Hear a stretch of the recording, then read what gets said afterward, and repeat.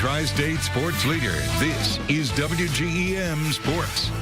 I know we're still a few weeks away, but it was a playoff-like atmosphere up in Carthage tonight as two of the area's best teams went head-to-head. The much-anticipated rematch of last year's regional championship game took place tonight between Illini West and Quincy Notre Dame. Lady Raiders set the tempo early. Eva Breckenkamp rises up and rejects the Chargers at the net for the first point of the set. Illini West would come charging back. They go to Josie Bryan on the outside, and she hammers one through the defense to even up the score. More from Bryan. This time, she sets up Regan Reed, and she blasts this one down to give her team the advantage. This one was back and forth all night long. QND goes right back to Breckenkamp, and she spikes this one down with authority.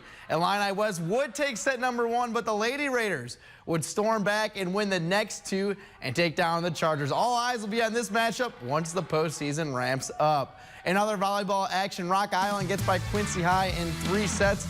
Macomb sweeping Lewiston tonight. Carrollton taking down Brown County.